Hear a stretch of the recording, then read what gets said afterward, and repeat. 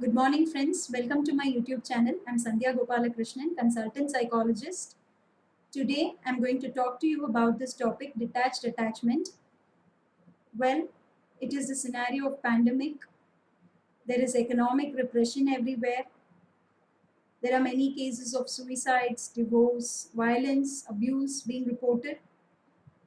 And in this pretext, I feel, of course, it is rightly the mammoth need to talk about this concept called attachment. And today we are going to talk more about how we could practice detached attachment as a way of life. Now, this term called attachment, I'm sure, is one term that all of us could easily relate to. There's not one of us who's going to be exempted from this feeling of attachment at all the different stages of our lives.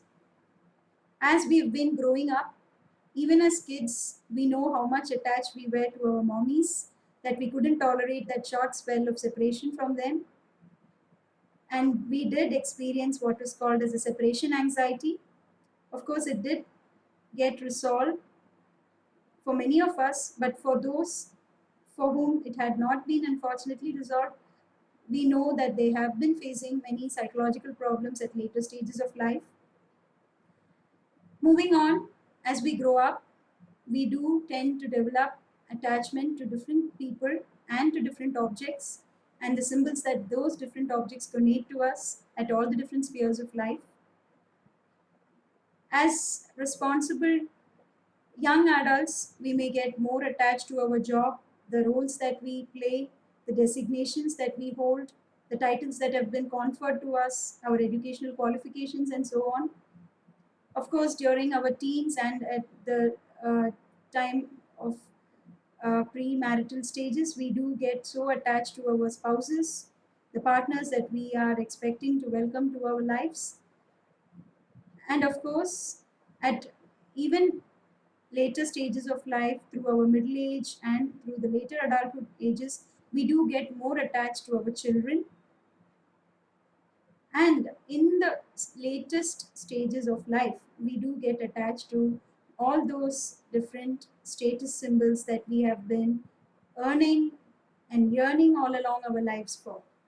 Be it an opulent villa, a big property that we hold, or whether it is going to be a luxurious car that we've been using for years together, anything for that matter.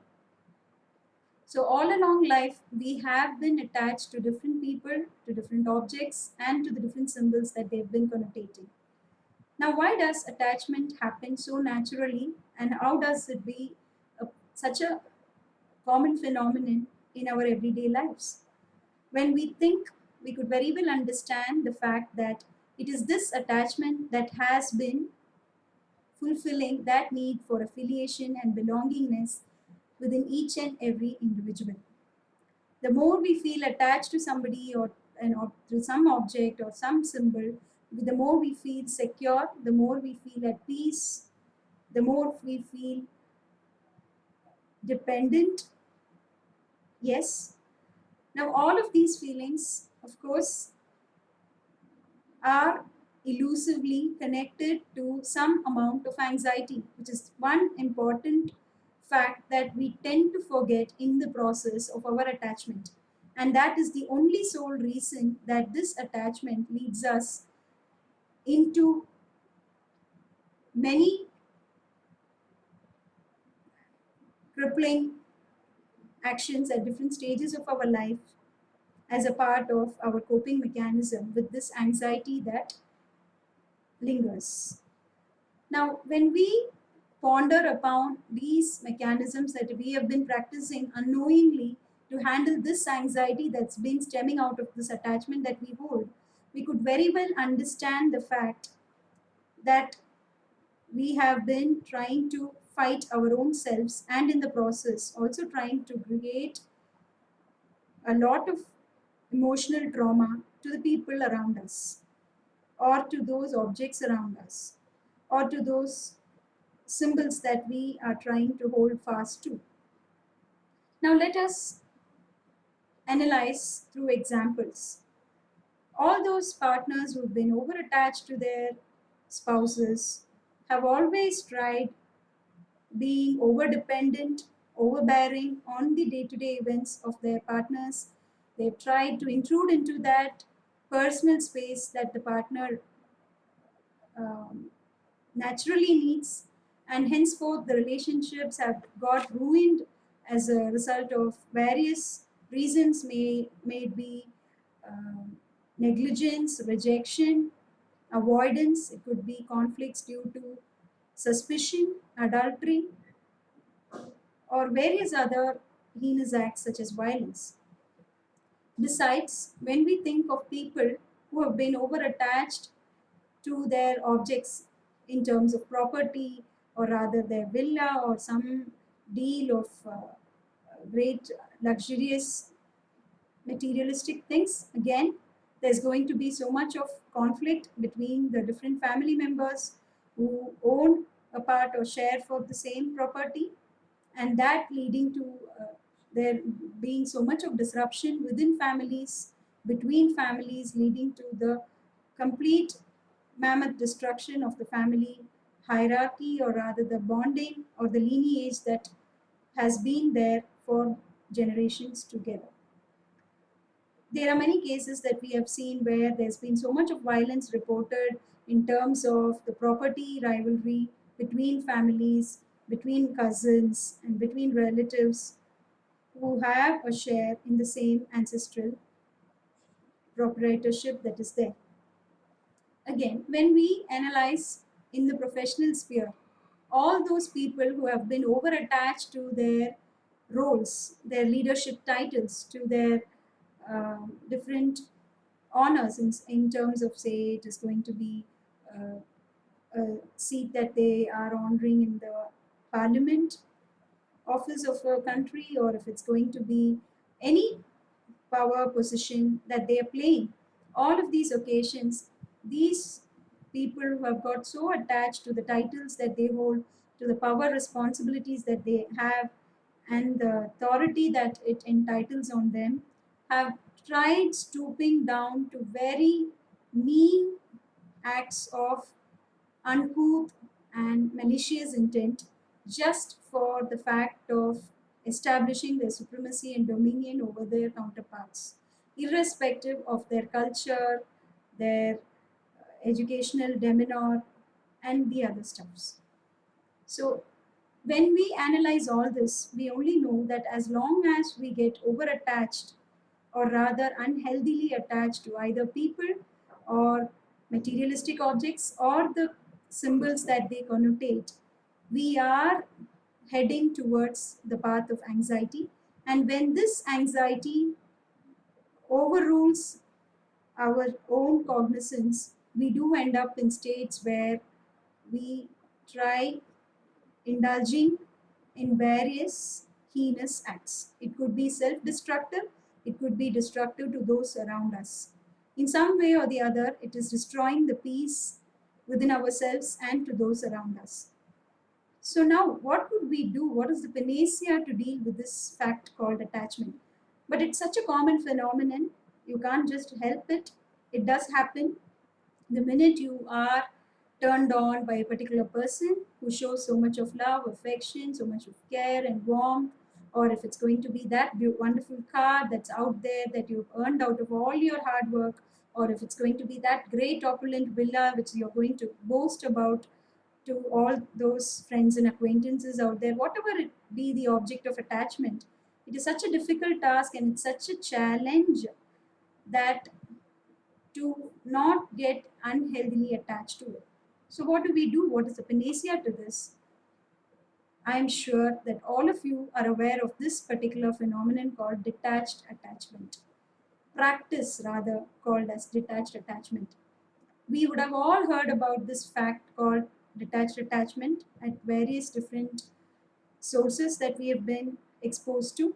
But many a times we would have, of course, overlooked into it just by brushing it under the carpet, thinking it's not our cup of tea or it's not the way of life for us. Maybe it is something which an ascetic can follow, or if it's going to be a thing for all those monks out there, or something like that. we have been rationalizing ourselves, thinking that detached attachment is going to be such a uh, Herculean task that it is not going to be practical for us.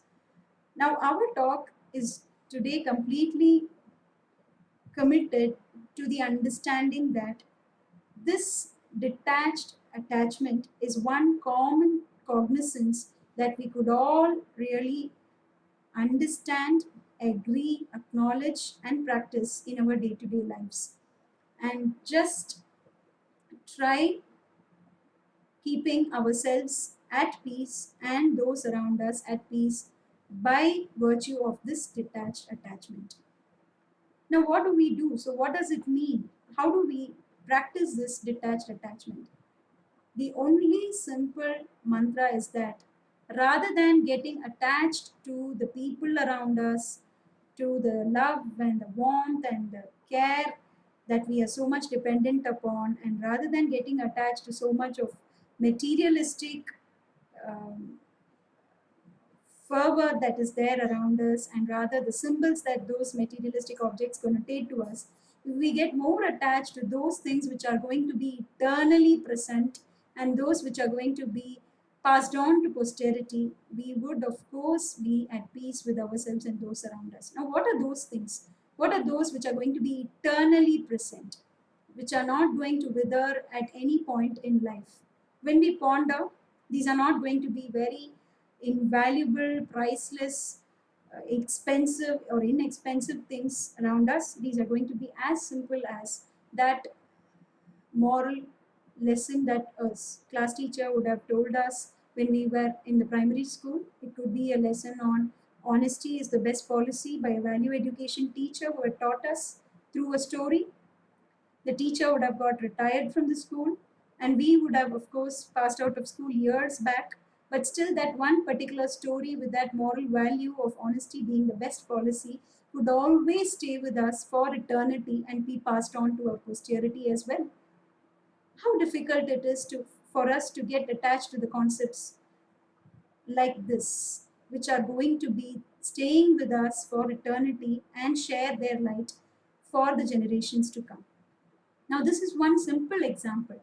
We could rather ponder upon many such examples, like it could be the small smile that we had brought on the face of a person who was depressed and hopeless by reconciling that person for a moment, trying to bring in some inkling of hope in that person. It could be that particular gift of the workmanship of your good attitude and spirit at that moment to which you have to get attached to. It could be many such instances where you could always, in your day to day experiences, identify those wonderful higher order gifts of life for which attachment has to be developed. And in the process of that attachment, persistence needs to be developed to keep producing such wonderful gifts throughout eternity for our posterity. Now, that is the major idea of today's topic of discussion. We could always elaborate on many examples, like not just a moral lesson from a teacher, it could be a wonderful book that is going to illuminate the minds of the younger generations for the years to come. The book is always going to stay there with the people who are going to read it for all those different generations who are going to be passed on. It could be a wonderful song, an inspirational song that a lyricist writes, which is going to be a great act of love which will stay for eternity without losing its fervor. So, getting attached to things like this, a wonderful inspirational song, the content of that illuminating, inspiring book, and the message that it drives home to the generations, all of these are the real attachments that we need to develop. And these attachments will stay for eternity to develop only peace within ourselves and the motivation to work more for creating such peace for the generations to come. So let us all shift our attention from getting attached to all these inanimate and animate things which are transient to a paradigm shift of those gifts of life which are going to stay there for eternity and be passed on to our posterity. And those gifts are very simple and very invaluable gifts of life, which are nothing but all those fruits from the different unique workmanship of each and every one of our daily lives, our professional lives, and our artistic lives. Having said that, I would like to conclude this video by quoting to you Gaurav Dugas, who says, "Detached attachment is perhaps the highest form of diplomacy." There is one other quote of Ron Rutham which says, "True detachment isn't a separation from life, but the absolute freedom within your mind to start and explore living." I'll repeat, detached attachment is the highest form of diplomacy. And Radburn's quote, which says, "True detachment isn't separation from life, but rather it's the absolute freedom within your mind to start and explore living." So please start shifting your attention into more detached attachment, and henceforth make peace within yourself and those around you. I hope this video would, of course, share some wisdom into the various profound aspects of life experiences that you've been undergoing. And of course, I believe that we shall all work together to practice this detached attachment and make this world a better place to live in. Thank you.